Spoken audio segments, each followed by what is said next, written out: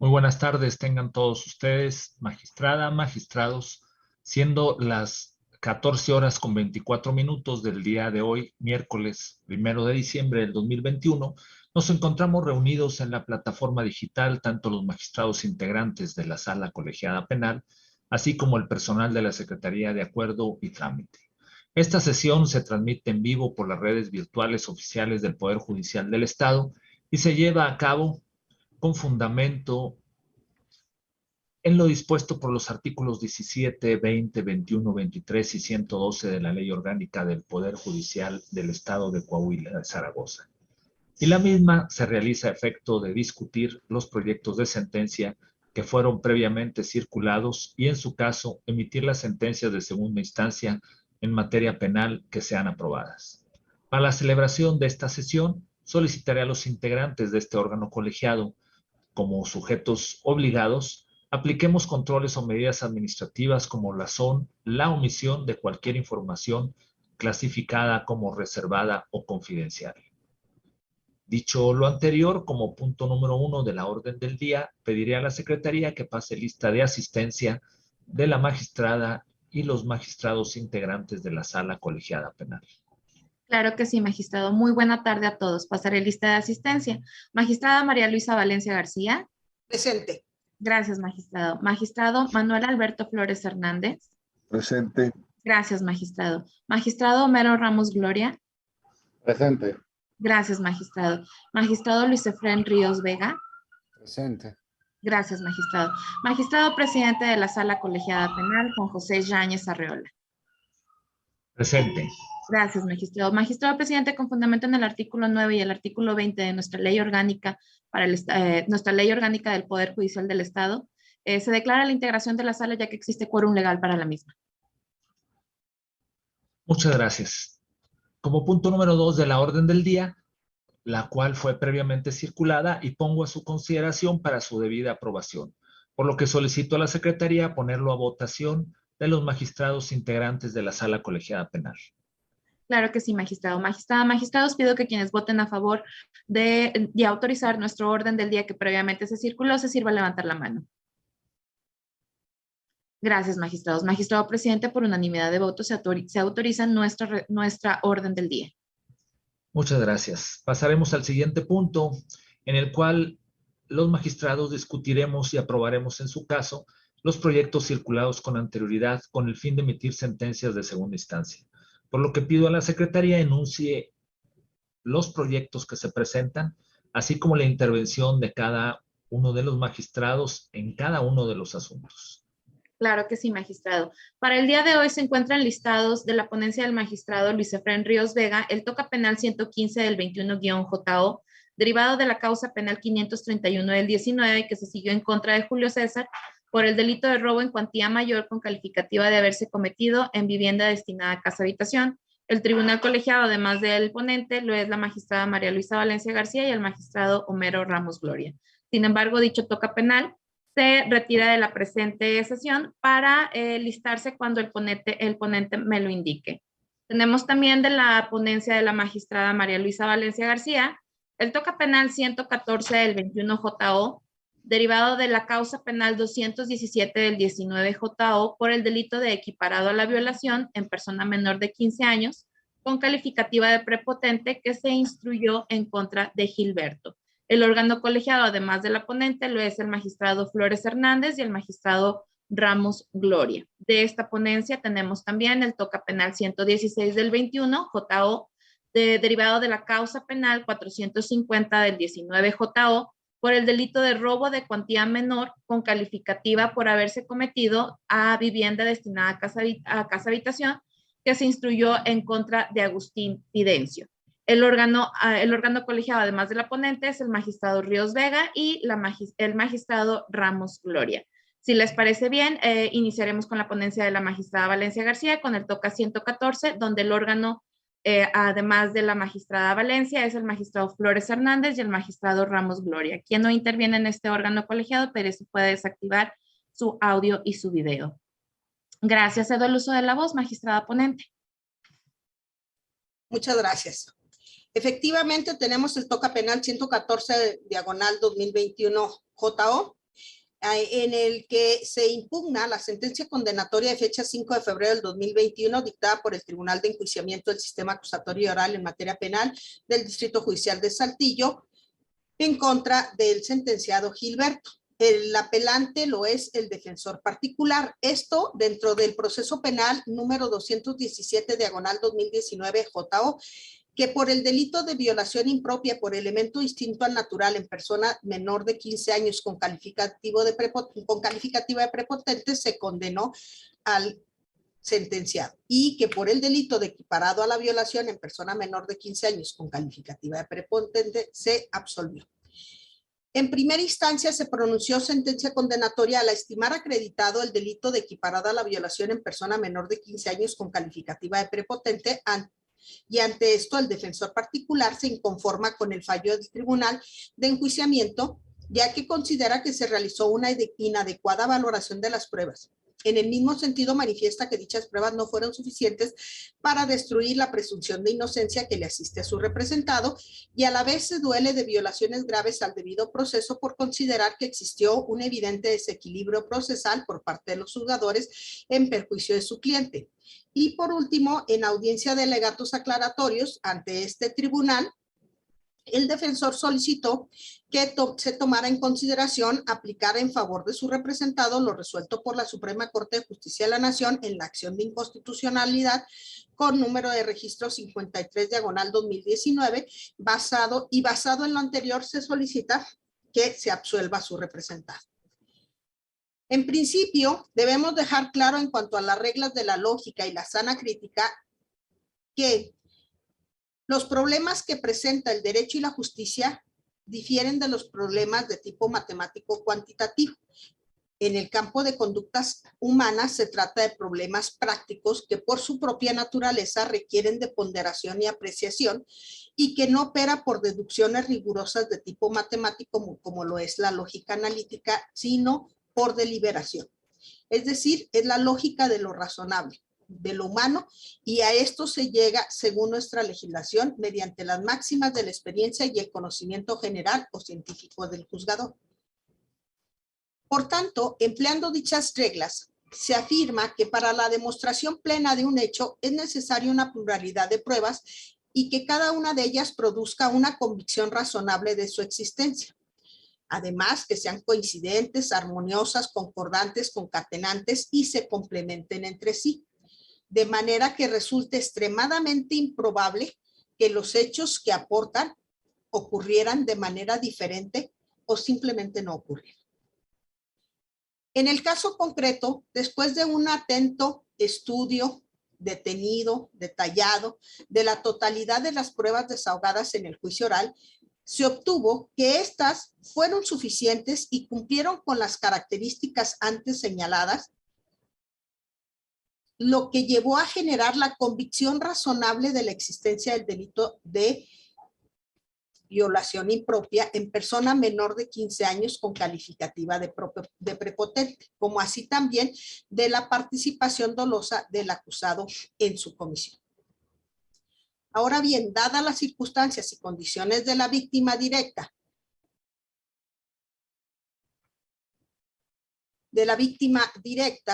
por tratarse de una niña, se realizó este estudio de la presente causa bajo las directrices de los protocolos emitidos por la Suprema Corte de Justicia de la Nación en cuanto al juzgamiento con perspectiva de género y bajo el interés superior de la niñez. En observancia a lo anterior, los órganos jurisdiccionales tenemos la obligación de privilegiar los derechos de las personas menores de edad que se vean involucrados como víctimas de un delito, garantizando en todo momento su derecho a un trato digno, comprensivo y sensible, por razón de su situación de desventaja por la edad.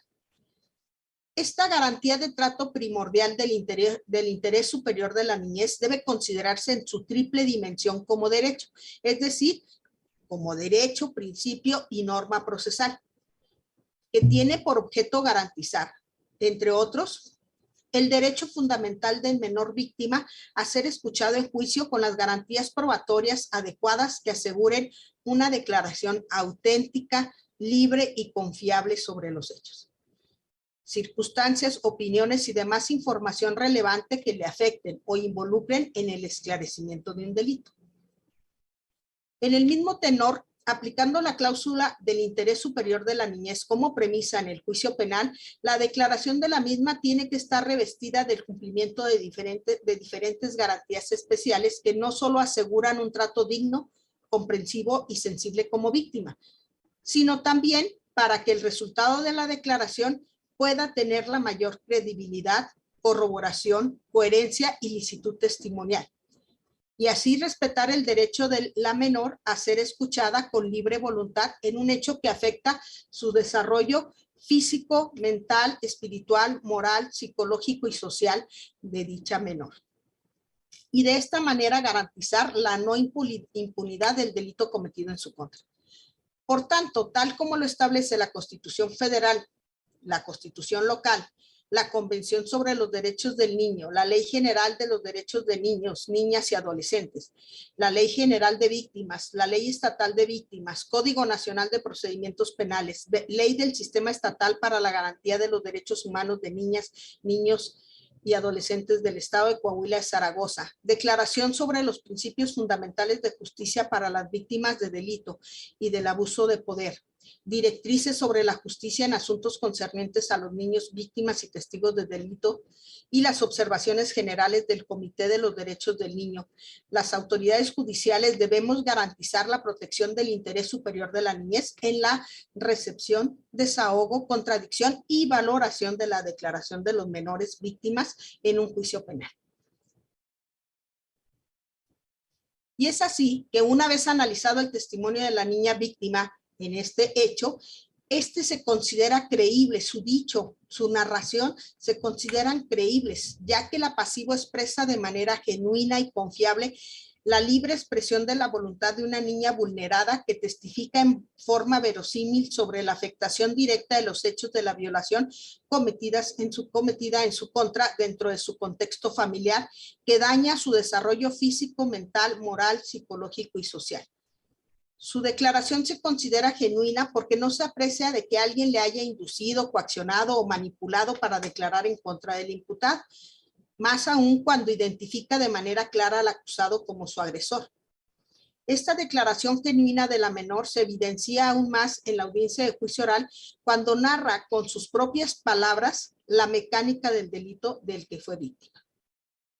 Y es confiable el dicho de la menor porque en las entrevistas psicológicas que se le practicaron al encontrarse ella en un ambiente adecuado y seguro, narró los hechos de violencia sexual cometidos en su contra por el acusado sin caer en contradicciones, de manera coherente y consistente, cumpliendo con las pautas profesionales de la psicología que, conforme a las reglas de la libre apreciación y lógica de las pruebas, son pertinentes para generar una mayor credibilidad del testimonio de la menor.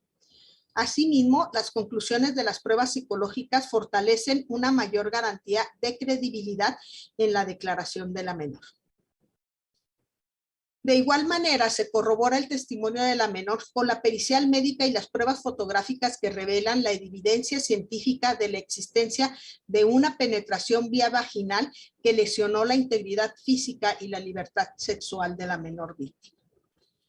Dicho lo anterior, se considera en el proyecto previamente circulado que la totalidad del arsenal incriminatorio fue idóneo y suficiente para superar el estándar probatorio de más allá de toda duda razonable.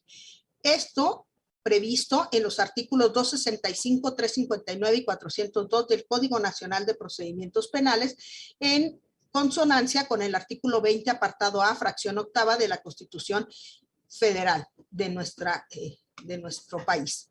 Asimismo, también se estima que la autoridad de primera instancia realizó una valoración integral, suficiente y eficiente de las pruebas desahogadas en audiencia, las cuales generaron en el tribunal oral plena convicción, más allá de toda duda razonable, de la responsabilidad penal del sentenciado en la comisión del delito por el que fue acusado, pues la Fiscalía logró destruir la presunción de inocencia que por derecho le asiste al imputado, sin que al respecto la defensa de aquel, mediante técnicas de litigación, pudiera desvirtuar la hipótesis acusatoria. En un distinto agravio, la defensa se duele de violaciones graves al debido proceso penal, por lo que también en el estudio atento, detallado, minucioso de la totalidad de las constancias y registros de la presente causa, a la que no se advirtió ninguna violación al debido proceso, tal como lo trata de hacer valer la defensa en su recurso, ya que en todo momento el acusado presenció el juicio, se le informaron sus derechos, se le informaron los hechos que se le imputaban, fue representado por una defensa técnica adecuada y especializada, como también lo corroboró este tribunal en la audiencia de agravios aclaratorios, en donde también se pudo corroborar su calidad de licenciado en Derecho, incluso con una maestría en el sistema acusatorio. También se le concedió al acusado la oportunidad de presentar, y a su defensa, de presentar medios de prueba, cuestionar a los de su contraparte, argumentar en su defensa y manifestarse en consecuencia, y todos los otros que le asisten. Ahora bien, en audiencia de alegatos aclaratorios celebrada el pasado lunes 29 de noviembre del presente año, el abogado defensor solicitó a esta autoridad que se tomara en cuenta lo resuelto por la Suprema Corte de Justicia de la Nación en la acción de inconstitucionalidad 53/2019, de lo que se tiene lo siguiente. El 12 de abril del 2019 se publicó el decreto 242 en el periódico oficial del Estado de Coahuila, donde se reformaba el Código Penal del Estado. En dicho decreto se aumentó la penalidad de prisión mínima y máxima de los delitos relativos a la libertad, seguridad y desarrollo psicosexual, entre los que se incluye el delito de violación impropia a persona menor de 15 años de edad previsto en el artículo 229, fracción segunda de dicho Código Penal. Posteriormente, el día 13 de mayo del 2019, la Comisión Nacional de Derechos Humanos promovió acción de inconstitucionalidad en contra de dicha disposición legal, la cual fue recibida por la Corte y turnada para su estudio. Y como resultado de dicho estudio, el 8 de junio del 2020, dentro de la acción de inconstitucionalidad 53/2019, la Suprema Corte de Justicia de la Nación resolvió la invalidez del artículo ya mencionado con efecto retroactivo a partir de la fecha en que entró en vigor el decreto 242, es decir, a partir del 12 de abril del 2019. Ante la declaración de invalidez, dicho precepto, el día 26 de junio del 2020, el Congreso del Estado reformó y publicó los decretos donde se hacían las correcciones a las disposiciones que resultaron inconstitucionales, acatando las observaciones hechas ver o valer por los ministros de la Corte en los resolutivos de la acción de constitucionalidad. Ahora bien, de la cronología explicada se puede concluir que se tuvo un periodo de invalidez del tipo penal en cuestión del día 12 de abril del 2019 al día 26 de junio del 2020. Y siendo que en este caso la conducta culpable del acusado data de los meses de junio y julio de los años 2015 y 2016, es de concluirse que al momento en que se consumó el hecho criminal estaban vigentes e investidos de legalidad los artículos 377 y 378 del Código Penal del Estado de Coahuila de Zaragoza, publicado en el periódico oficial el 28 de mayo de 1999 y reformado mediante el decreto 298 el día 17 de mayo del 2013, los cuales fueron considerados por la autoridad de primera instancia para condenarlos y que no han sido desaparecido el tipo penal que se establece en dichos preceptos. Lo que da como resultado que no le asista la razón al defensor en la aclaración de agravios que hizo valer en la audiencia de segunda instancia. Por otra parte, no pasa por desapercibido para este tribunal que el Tribunal de Enjuiciamiento no condenó al sentenciado a la suspensión de sus derechos políticos en contravención a lo dispuesto por el artículo 38, fracciones segunda y tercera de la Constitución Federal, el cual dispone que los derechos o prerrogativas del ciudadano se suspenden, entre otros casos, por estar sujetos a un proceso criminal por delito que merezca pena corporal y durante la extinción de una pena corporal, lo que nos conduce a concluir que el derecho al voto del ciudadano se suspende por el dictado del auto de formar prisión, de vinculación a proceso o porque esté compurgando una pena corporal dentro de un centro penitenciario. Todo esto. Dicho de otra manera, cuando la persona está efectivamente privada de la libertad, lo que obviamente implica su imposibilidad física para acudir a una casilla electoral a ejercer su derecho al voto o bien realizar actos de campaña para ser votados, dará lugar a suspender dicho derecho. En ese mismo sentido, la Sala Colegiada Penal ha desarrollado un precedente relevante para establecer cuándo proceda la privación de los derechos políticos por causa penal. Esto según la sentencia penal 46 del TOCA 51/2019 tradicional. Lo que da como resultado que proceda en este caso la suspensión de derechos políticos del sentenciado durante el tiempo que compurgue su pena de prisión al no habérsele concedido condena condicional por el número de años que se le fue impuesto como pena privativa de la libertad. Es por lo que aquí expuesto que se propone modificar la sentencia recurrida. ¿Es cuánto? Muchas gracias, magistrada. Magistrados, pongo a su consideración algún comentario respecto a la resolución que expone la magistrada Valencia García. Bien, magistrada, si me permite levantar la votación, si no hay más comentarios. Gracias. Magistrados, magistrada, pido que quienes voten a favor del sentido de la resolución que expone la magistrada Valencia García, se sirva a levantar la mano. Gracias. Magistrada ponente, por unanimidad de votos se autoriza su resolución, por tanto, daré lectura a los resolutivos. Este órgano colegiado resuelve, primero, por los motivos y razonamientos expuestos en esta resolución, se modifica la sentencia impugnada. Segundo, subsiste la totalidad de los resolutivos del fallo de primera instancia y se adiciona uno más, quedando de la siguiente manera. Noveno, con base en el artículo 38, fracción segunda y tercera de la Constitución Política de los Estados Unidos Mexicanos, se suspenden los derechos políticos del sentenciado mientras dure la pena de prisión impuesta. Notifíquese. Bien, magistrados, continuaremos con el siguiente toca penal, que es de la misma ponencia de la magistrada Valencia García, en donde interviene, además de la ponente, el magistrado Ríos Vega y el magistrado Ramos Gloria. Quien no interviene, si pudiera desactivar su audio y su video. Y esperamos la intervención del magistrado, que ingrese el magistrado Ríos Vega. Gracias. Magistrada Valencia, cedo el uso de la voz. Gracias, muy amable.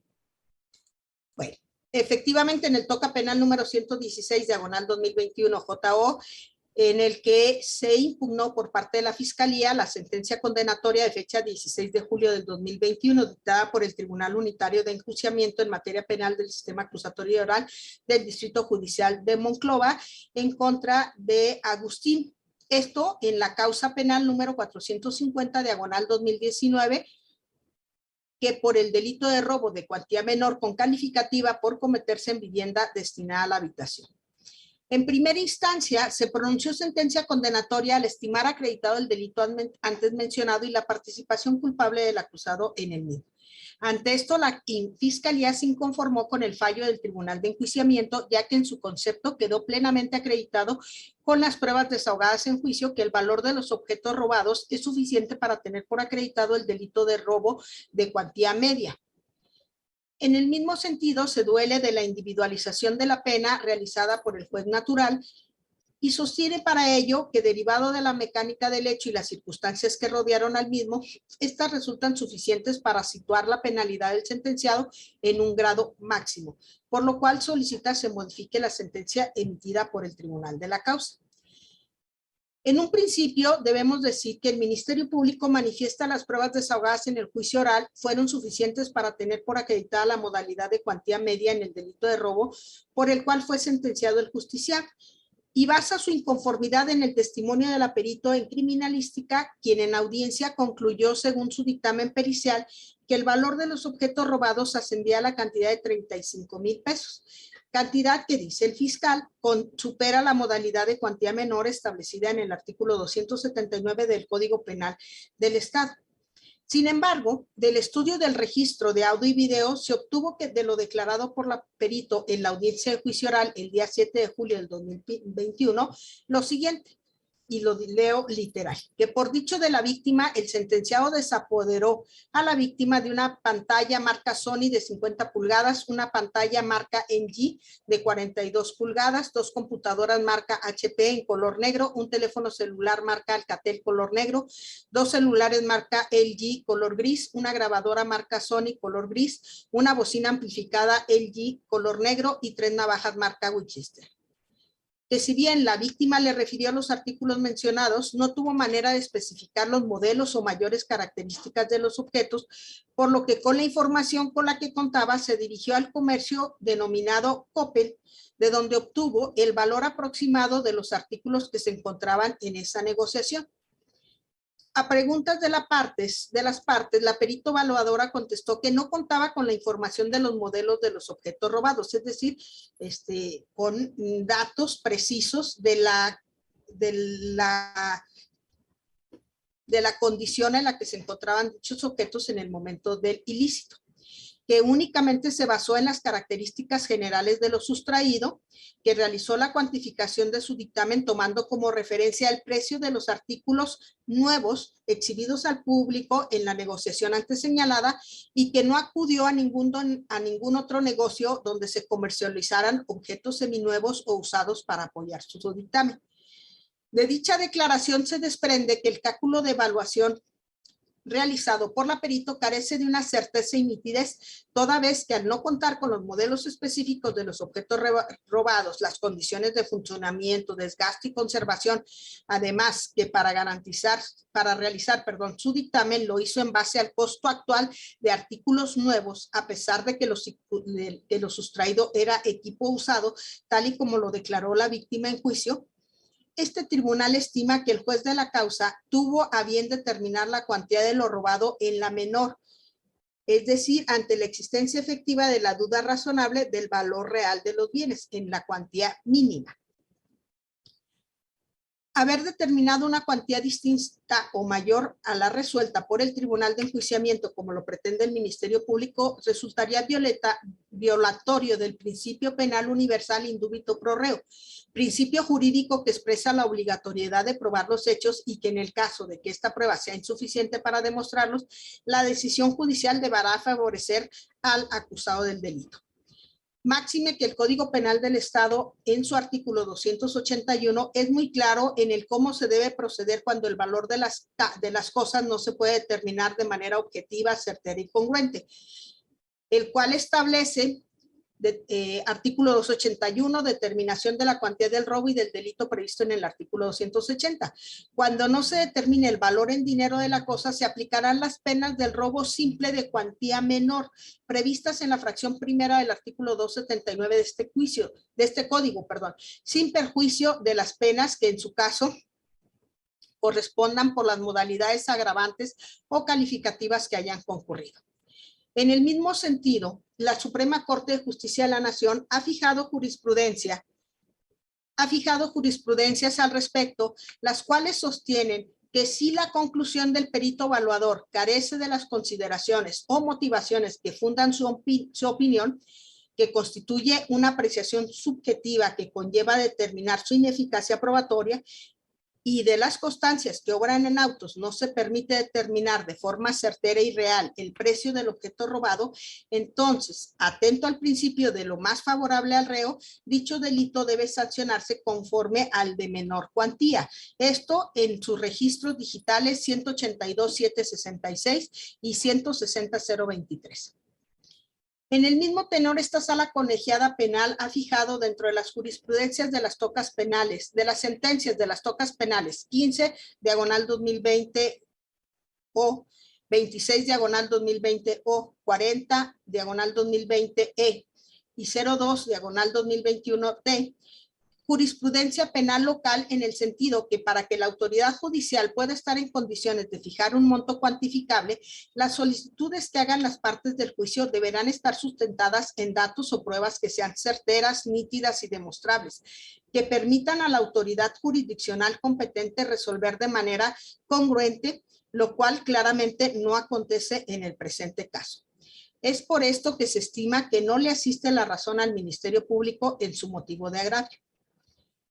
Ahora bien, en cuanto al segundo motivo de agravio, la representación social se inconforma con la individualización de la sanción realizada por el Tribunal de Juicio y que a su parecer y considerando las circunstancias que rodearon el hecho, el margen punible debió situarse en el grado máximo.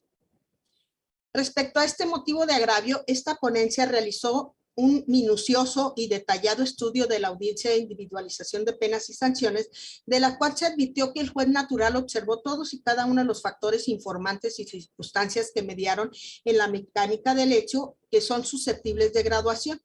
En el mismo sentido, se considera que la ponderación efectuada por el de primera instancia resultó a la luz de las normas procesales adecuadas, proporcionales, ya que no solo fue acertado y prudente en la fijación de la pena, además el juez desestimó cualquier circunstancia que pudiera dar pie a una recalificación abstracta de cualquier presupuesto o elemento del tipo penal en perjuicio de la persona sentenciada, o agravarle la pena porque obró con conciencia plena de la punibilidad de su conducta o por cualquier otra motivación análoga a dicha conciencia. Esto en apego al principio no bis idem, contenido en el artículo 11 del Código Penal para el Estado de Coahuila.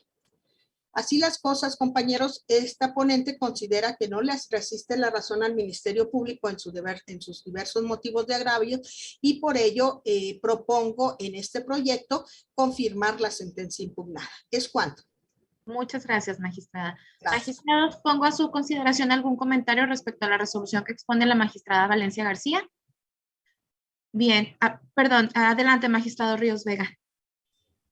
Sí, gracias. Nada más para hacer una observación. Estoy de acuerdo con el proyecto que nos presenta la magistrada y con el sentido que de una u otra forma nos propone en su proyecto. Nada más hacer, digamos, y motivar por qué estoy de acuerdo en una parte considerativa y hacer un matiz, ¿no? Creo que es importante entre los temas que nos da cuenta la magistrada, los criterios que tienen que ver con el valor del monto de lo robado, en donde a falta de prueba plena, obviamente, se tiene que establecer un principio no solamente a favor del imputado, sino de prueba en sí mismo. Si no hay prueba suficiente del valor de lo robado, pues se tiene que fijar el monto menor que de una u otra manera implica una determinada pena, ¿no? Y ese también valor también puede ser no solamente para la configuración de la pena, sino también para su reparación, ¿no? Sin embargo, también hay que tener en cuenta, y eso en cada caso concreto hay que revisarlo, que cuando tanto la prueba del monto de lo robado como una afectación a un bien jurídico, como la trascendencia o en su caso también la reparación, hay también ciertos criterios de la Corte Interamericana de Derechos Humanos que exige plantear ciertas reglas de la experiencia, ciertas reglas de principios públicos, de pruebas públicas, que obligan a razonar y a matizar ese tipo de referencias y a ponderar el interés de la víctima. Es decir, en este caso yo estoy de acuerdo aplicar obviamente la ponderación a favor del imputado por la falta absoluta de prueba, pero también habrá casos en donde en un determinado momento el criterio de la Corte Interamericana nos obligue a reflexionar en qué medida esas faltas de pruebas directas, porque no son asuntos necesariamente civiles, sino también de afectación a la reparación del daño como derecho fundamental, obligan a configurar prueba o a configurar su monto o a configurar su trascendencia. Pero eso obviamente será en cada caso concreto y en función de esos criterios podemos verificar ese tipo de situación. Pero en principio estoy totalmente de acuerdo con lo que nos propone la magistrada, con estos matices de criterios, nada más que se revisarán en cada caso concreto. Es cuanto. Gracias, magistrado. Magistrada ponente, si me permite levantar la votación o habrá algún otro comentario. Muy bien. Magistrados, magistrada, pido que quienes voten a favor del sentido de la resolución que expone la magistrada Valencia García se sirva a levantar la mano. Gracias, magistrada ponente. Por unanimidad de votos se autoriza su resolución, por tanto daré lectura a la misma. Este órgano colegiado resuelve, único, por los motivos, razonamientos y fundamentos expuestos en esta resolución, se confirma la sentencia impugnada. Notifíquese. Bien, magistrados, hemos terminado con los tocas listados para el día de hoy. Pediré al magistrado Flores Hernández y al magistrado Yáñez Arriola si pueden ingresar a nuestra plataforma digital.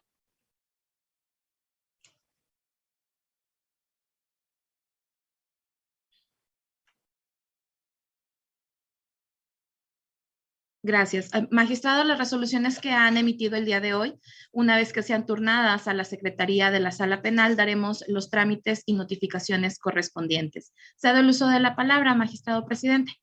Muchas gracias. Una vez concluida la exposición de los proyectos, como último punto de la orden del día, pongo a consideración del Pleno de esta Sala Colegiada Penal la aprobación de la fecha para la siguiente sesión que habrá de celebrarse el próximo miércoles 8 de diciembre del 2021 a las 14 horas. Pido a la Secretaría levante la votación respecto a la fecha propuesta para celebrar la siguiente sesión. Claro que sí, magistrado. Magistrada, magistrados, pido que quienes voten a favor de celebrar nuestra siguiente sesión ordinaria el miércoles 8 de diciembre a las 14 horas se sirva levantar la mano. Gracias. Magistrado presidente, por unanimidad de votos, nuestra siguiente sesión ordinaria será el miércoles 8 de diciembre a las 14 horas. Muchas gracias. Habiéndose agotado la totalidad de los puntos de la orden del día, se da por concluida la presente sesión ordinaria digital de la Sala Colegiada Penal. Por lo tanto, se instruye a la Secretaría de Acuerdos de esta Sala Colegiada para que realice lo conducente y levante la correspondiente acta para su constancia y certificación. Que pasen muy buenas tardes. Gracias. Buenas tardes.